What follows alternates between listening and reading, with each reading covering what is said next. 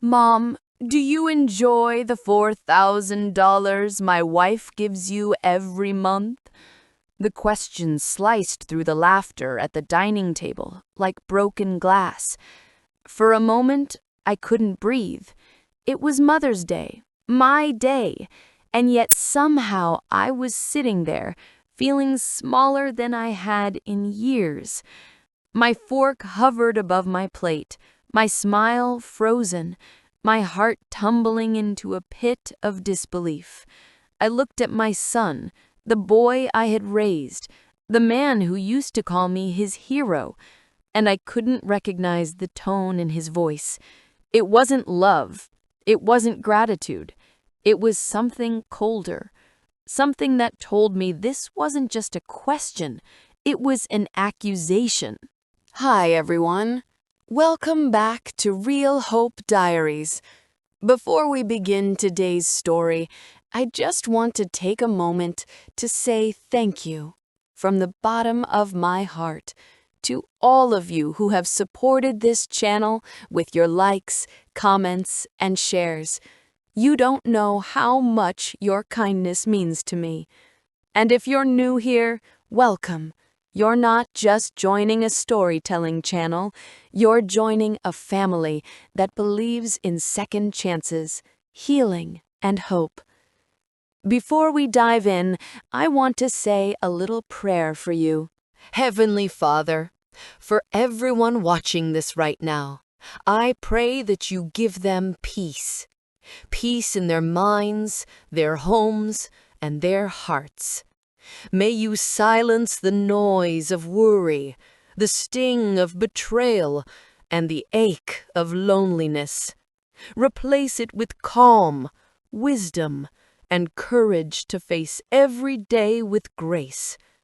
And if they're going through something that hurts, remind them they're not alone, because sometimes even the most painful stories end in redemption. Amen. I never imagined a simple Mother's Day lunch could unravel my world so quickly. That morning, I'd spent hours preparing, not food, but my heart. I ironed my best dress, the blue one that matched my late husband's eyes. I cleaned the house till it sparkled, lit candles on the table, and placed a small vase of white lilies, my son's favorite, right in the center. It had been years since we'd celebrated Mother's Day together. Now that he was married, I understood life was different, but when he called to say, "Mom, we're coming over for lunch," my heart fluttered like it hadn't in years. I wanted it to be perfect, but I didn't know that perfection was the last thing that day would bring.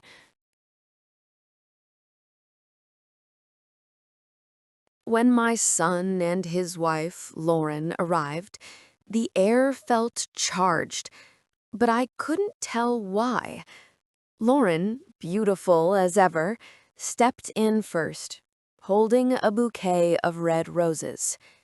"Happy Mother's Day, Mom," she said brightly, kissing my cheek. Her smile was dazzling, practiced, but her eyes said something else.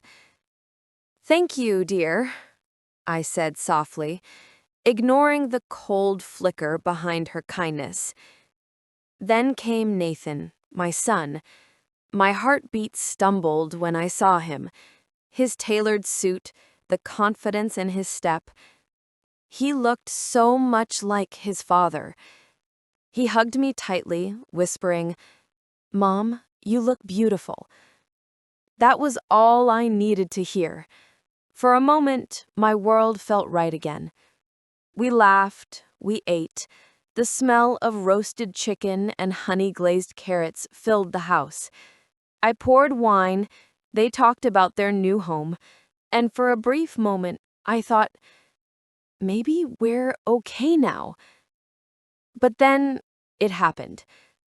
The question.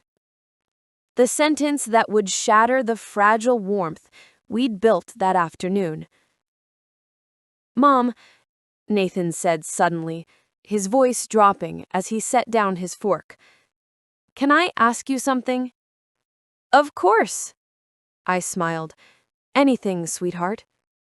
He looked at Lauren, then back at me. "Do you enjoy the $4,000 my wife sends you every month?" I blinked, unsure I'd heard him right. "Excuse me?" Lauren smiled sweetly, too sweetly. "You know, the money I've been transferring to your account every month for your living expenses." My throat went dry. "My living expenses?" I repeated. "Yes," she said. "Nathan and I just wanted to make sure you're comfortable since you don't work anymore." I sat there in stunned silence, feeling the room spin. Comfortable? That money wasn't charity. It was the rent from the property I owned, the one they'd been living in free since their wedding. My property. I stared at them both, trying to understand if this was a joke. But it wasn't. Nathan avoided my eyes. And that's when I knew this wasn't spontaneous. They'd talked about this before coming. This was planned. That night, after they left, I couldn't sleep. The question kept replaying in my mind. Do you enjoy the $4,000 my wife gives you? Every word felt like a dagger twisting deeper. It wasn't the question that hurt. It was the implication. That I was taking something from them when all I had ever done was give. I raised that boy alone after his father died, worked 3 jobs just to pay his tuition, skipped meals so he could eat.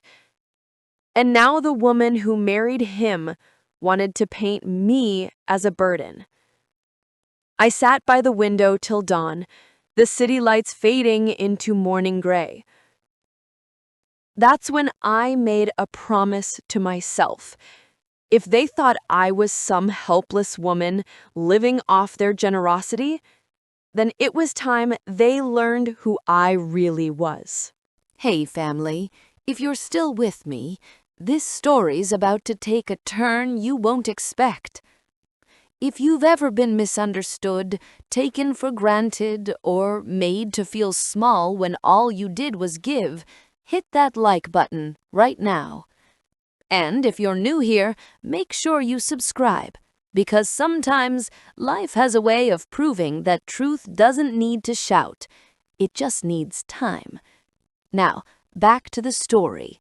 The next morning, I went to my study, a small room filled with photo albums, old documents, and dusty memories.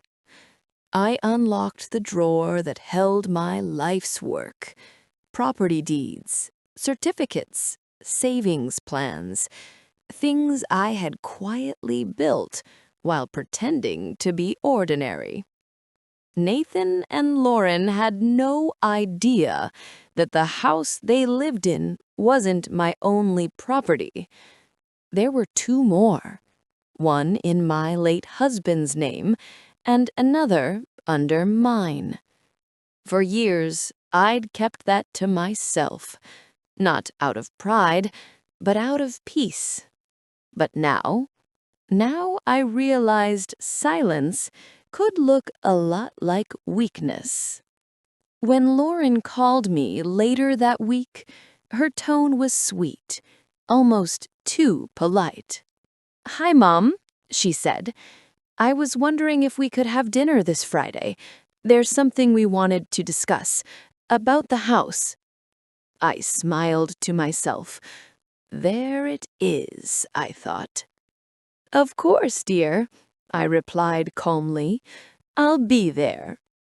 But I already knew This wasn't dinner. This was war dressed in civility. That Friday, I arrived early.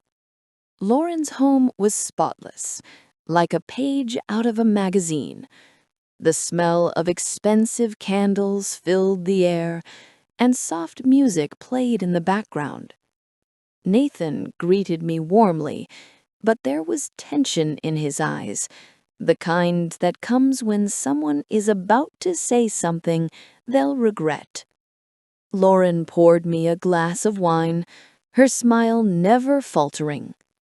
"Mom, we've been thinking it might be best if we officially transfer the house to us." I set my glass down. "Transfer?"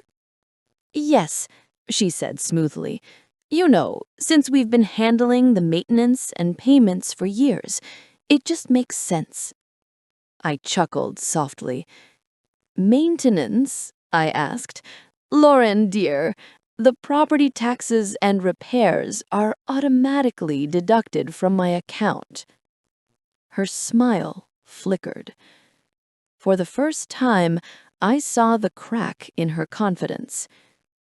"Nathan," I turned to my son, "did you know about this conversation?" He hesitated. "Lauren just thought." "I see," I interrupted gently. "Lauren thought." The silence that followed was louder than shouting. That night, as I drove home, something inside me shifted. For years I'd lived humbly, quietly, but maybe it was time they learned that kindness was not weakness, and that sometimes the quietest women carry the deepest power. The week after that dinner, I could barely focus on anything else. Every time I tried to sleep, I heard their words again. "Transfer the house to us." I had never felt such a deep ache, not in my chest, but in my soul. It wasn't about the property. It wasn't even about the money. It was about respect. I had spent years holding this family together. I'd been a mother, a friend, a provider, and at times the invisible hand that lifted them up. And now they were treating me like a burden. But here's the thing about quiet women. When we hurt, we don't scream. We plan. That Monday morning, I went to the bank, the same one that handled my late husband's estate. The teller, a young woman named Maya, smiled warmly. "Mrs. Grant, it's been a while. How can I help you today?" I smiled back. "I need to update some ownership records, and I'd like to authorize a transfer of funds to a new account, one in my grandson's name." She blinked. "Your grandson? You mean—" "Yes," I said. "He's only 6 now, but someday he'll need a reminder that his grandmother believed in him long before anyone else did." Maya smiled softly. "That's beautiful." But I wasn't just making a sentimental gesture. I was moving my wealth quietly, strategically, away from those who had mistaken my kindness for dependence. If you've ever been underestimated, if someone ever treated you like you were small only for you to rise stronger and smarter, I want you to hit that like button right now. Because sometimes the sweetest revenge isn't anger, it's dignity. Now, let's get back to what happened next. The next few weeks passed in silence. Lauren didn't call. Nathan didn't visit. And strangely, I didn't miss them. I began to enjoy my solitude again. Morning walks, late-night reading, small coffee shop chats with my old neighbor June. One afternoon, as June and I sat by the porch sipping tea, she glanced at me with curiosity. "You look peaceful," she said, "but I can tell something's brewing behind those eyes of yours." I smiled. "Let's just say the calm before the storm." June chuckled. "Oh, I know that tone. Someone's about to regret crossing you." "Maybe," I said softly, "but this time I'm not fighting to prove anything. I'm fighting for myself." A few days later, Nathan called. "Mom, Lauren and I are thinking of refinancing the house. We need your signature on a few documents." I froze. It wasn't just disrespect now. It was deception.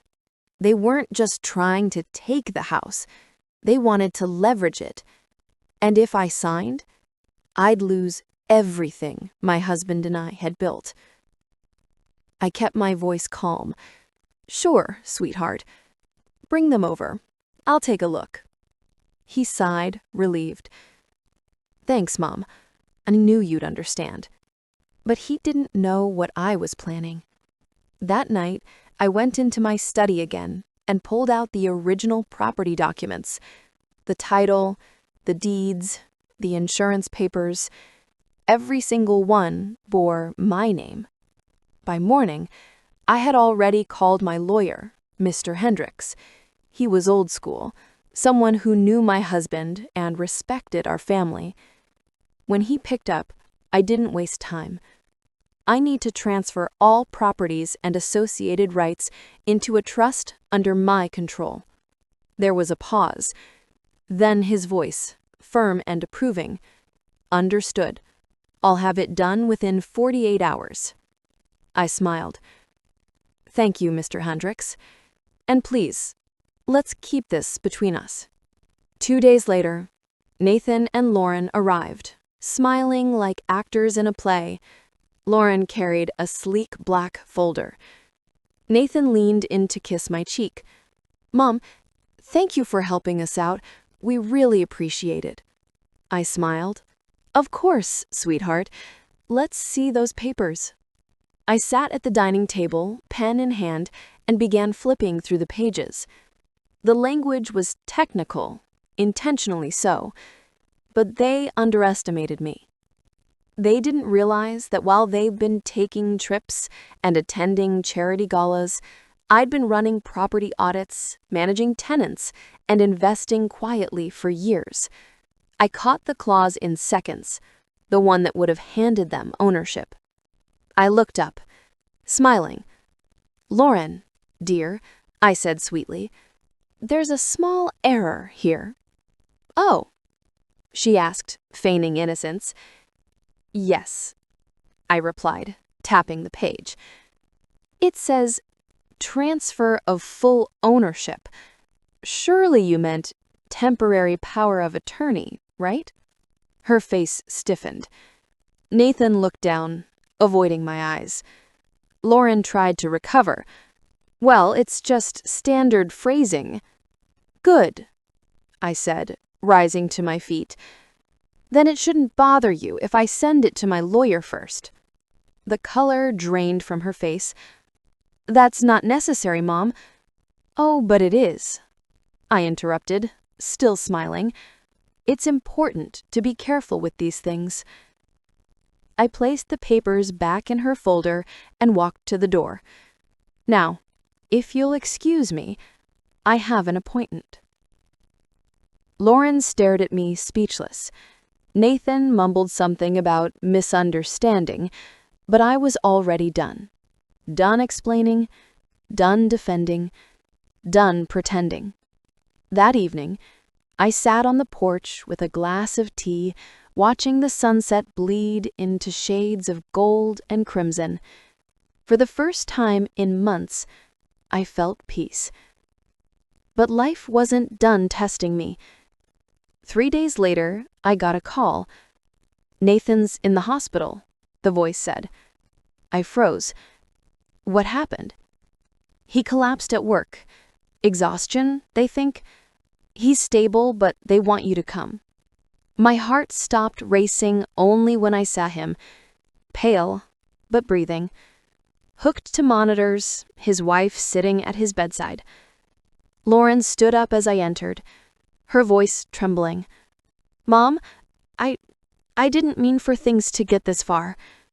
Her eyes were red, her mascara streaked. For the first time, she looked human. I sat beside my son, stroking his hand. He opened his eyes slowly and whispered, "Mom, I'm sorry." Tears burned my eyes. "Shh," I whispered. "Rest now. We'll talk later." That night, as I watched him sleep, I realized something. No matter how much hurt had passed between us, he was still my boy. And forgiveness wasn't a weakness.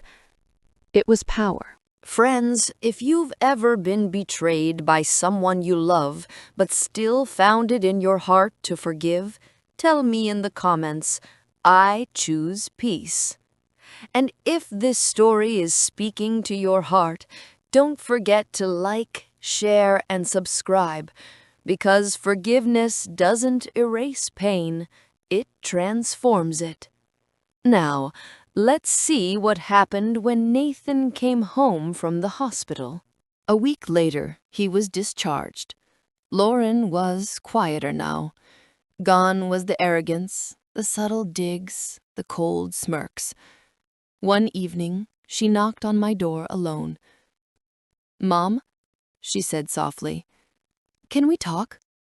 We sat at the kitchen table, the same place she had once smiled through lies.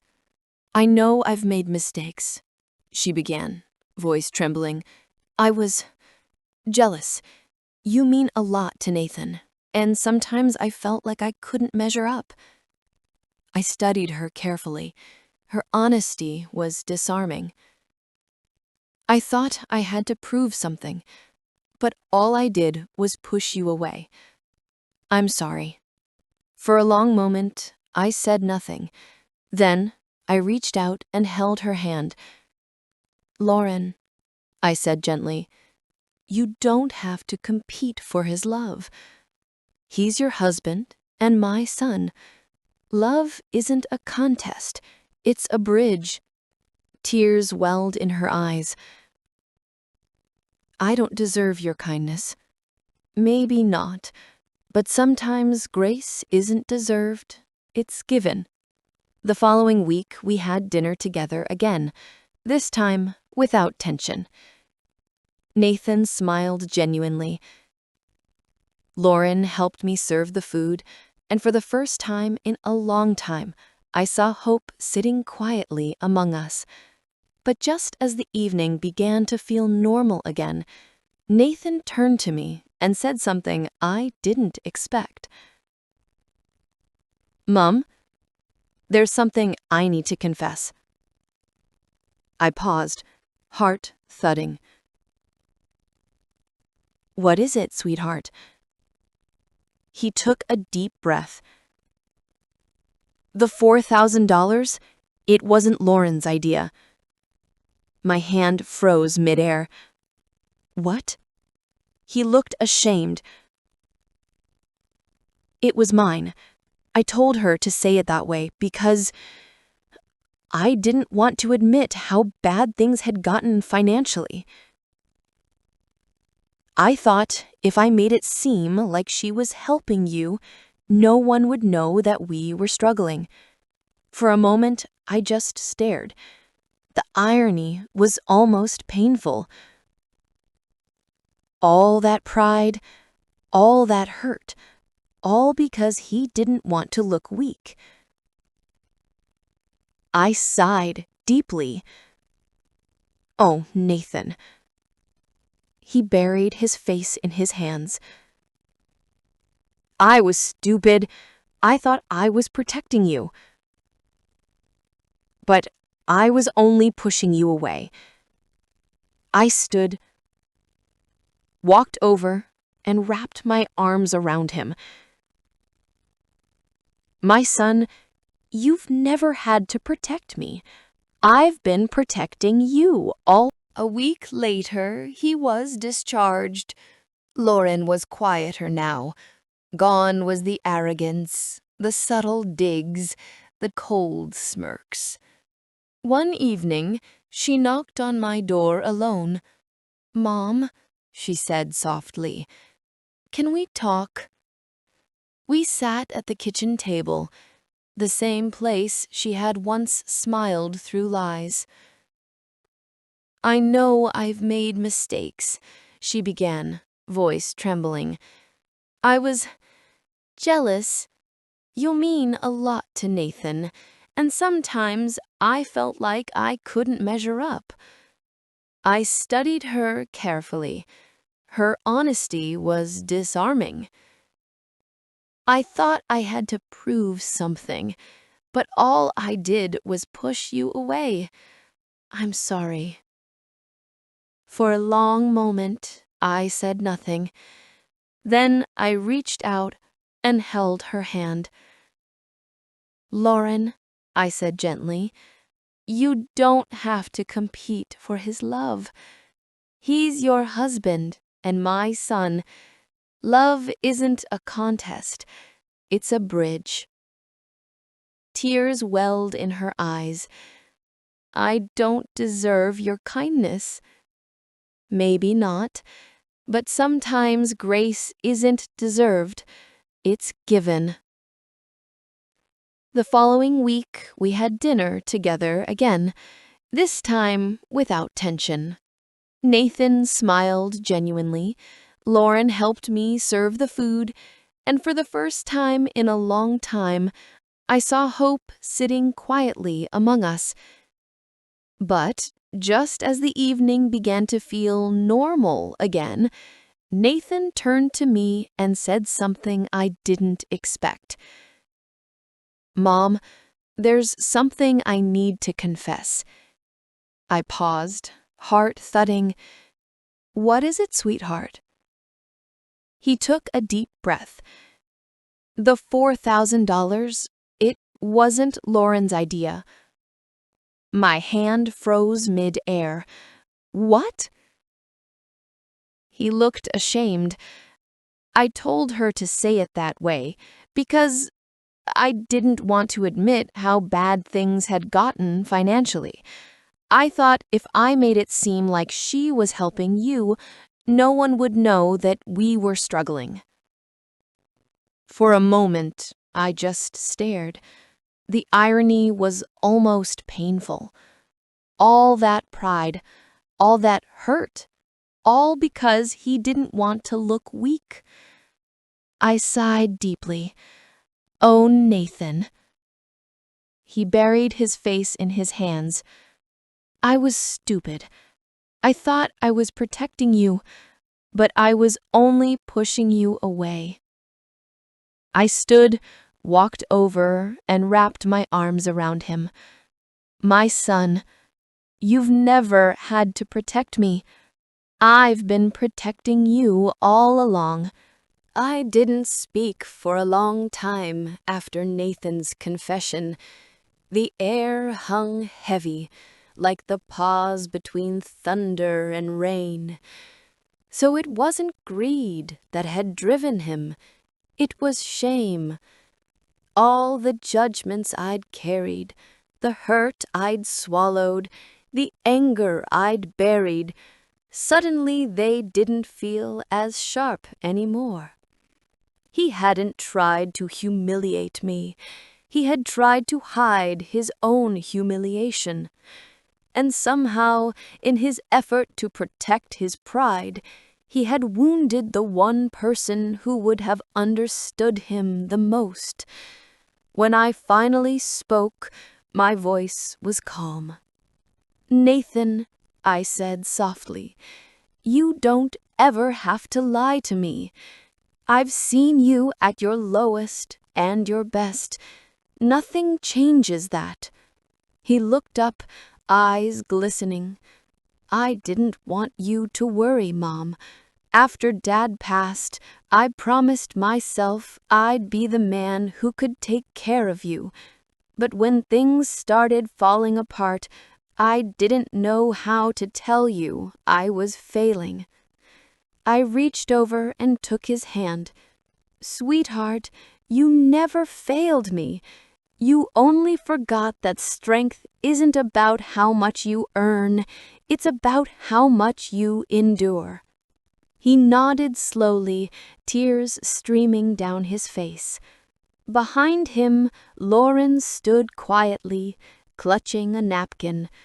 Her eyes met mine, and for the first time since all this began, there was no resentment, only remorse.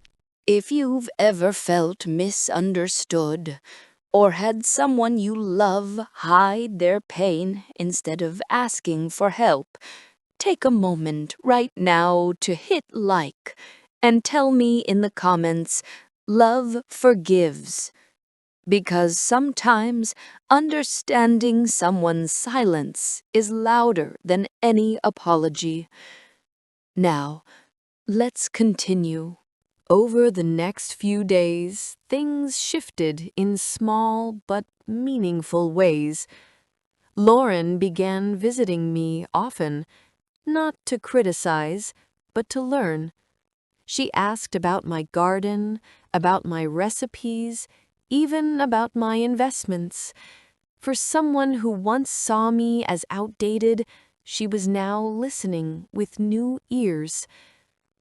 One afternoon, as we trimmed the rose bushes together, she said quietly, "You must have thought I was a terrible person." I smiled faintly. "I thought you were a lost one. There's a difference." She laughed nervously. "Fair enough." After a pause, she added, "I grew up watching my mother fight for everything. Attention, love, respect.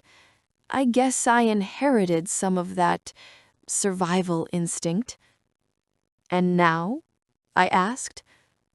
She looked at me and said something I'll never forget. "Now I'm learning that survival isn't living, it's just existing. I want to live." Her voice trembled, but her eyes were clear. That was the moment I knew she had changed. That same evening, I found a letter tucked under my door. It was from Nathan. "Mom, thank you for never giving up on me. I don't know if I deserve your grace, but I promise I'll earn it. Love, always, your son." I pressed the note to my chest. Motherhood, I realized, was a lifetime of forgiving the same child in different ways and finding joy in doing it again and again. A month later, I decided to do something bold. I called a small family gathering, just the three of us, at the same restaurant where it had all begun. When we arrived, Nathan looked uneasy. "Mom," he whispered, "why here?" I smiled, because sometimes healing starts where the hurt began. We sat down, ordered coffee, and for a few minutes no one spoke. Then I took a deep breath and placed a small folder on the table. "What's this?" Lauren asked. "Documents," I said. "Updated property records." Their eyes widened. "Before you panic," I continued, "I didn't transfer the house to you, but I did add both your names to something else." Nathan frowned. "What do you mean?" I opened the folder. Inside were papers establishing the Heart Foundation, a charitable trust dedicated to helping struggling single mothers and children in need. I had funded it with a portion of my savings, the same money I had once feared would divide us. Lauren gasped. "You started a foundation?" I smiled. We did. All three of us. You see, you taught me something too. That love and money both lose meaning if they're not shared. Nathan's voice cracked. Mom, I don't know what to say. I said, you'll help me run it. Tears filled his eyes. Always. For the first time in a long while, laughter filled our table again. Not the polite kind, real, unfiltered, healing laughter. The kind that wipes away months of tension and years of distance. It was like the sound of hope returning home. If this story has touched your heart, if it reminds you that forgiveness and purpose can rebuild even what's broken, please share this video with someone who needs a little hope today. Because sometimes one story can spark a change in someone else's heart. Now, let me tell you what happened next, because there was one last surprise. A few weeks later, I was sitting in the garden when I got a call from Mr. Hendricks, my lawyer. Mrs. Grant, he said, I wanted to let you know the foundation's paperwork is complete, and I received a rather unexpected addition to the funds. I frowned. From who? He chuckled. Your daughter-in-law. She transferred $20,000 anonymously. Said she wanted to do it for the woman who taught her what real wealth means. For a long moment, I couldn't speak. Lauren had found her own way of saying thank you. It wasn't about the money. It was about growth, about understanding, about the quiet redemption that happens when love replaces pride. A few months later, the first families began benefiting from our foundation. Seeing the smiles on their faces, mothers holding food vouchers, children with backpacks and new shoes, brought me more joy than any luxury ever could. And in that moment, I realized something profound. When we stop trying to prove our worth to others, we start living in the worth we already have. Nathan and Lauren changed too. They became more present, more humble, more connected. They visited often, not out of guilt, but out of genuine love. On one of those visits, Lauren brought a small gift bag. Inside was a framed photo of the three of us taken during one of our foundation events. Across the bottom, in neat handwriting, she had written, "Family isn't who shares your blood. It's who chooses your heart." I smiled through tears. "That's beautiful," I whispered. And she said softly, "You taught me that." Months passed, and life settled into a rhythm again. Every Sunday, we'd gather at my house for dinner. Nathan grilled, Lauren baked, and I told stories. Old ones about when he was a boy, about the dreams his father and I once had. But one evening, as we cleared the dishes, Nathan said, "Mom, there's something I need to ask." My heart skipped. "What is it this time?" He grinned shyly. "Do you enjoy the $4,000 Lauren gives you?" I laughed, a real, full laugh that came from my soul. "Oh, Nathan, you'll never live that down, will you?" He chuckled, then leaned in to kiss my forehead. "Maybe not, but I'll spend the rest of my life making sure you never have to ask where love stands." I smiled, touched his cheek, and whispered, "That's all the repayment I'll ever need." As I watched them drive away that night, I stood by the window and thought about everything that had happened: the pain, the pride, the forgiveness, the renewal. Life has a funny way of testing love, not to break it, but to prove its strength. And sometimes the deepest wounds become the very places where grace grows. If you've made it to the end of this story, I want to thank you, truly, for watching and feeling this journey with me. If it touched your heart, please like, comment, and subscribe to Real Hope Diaries.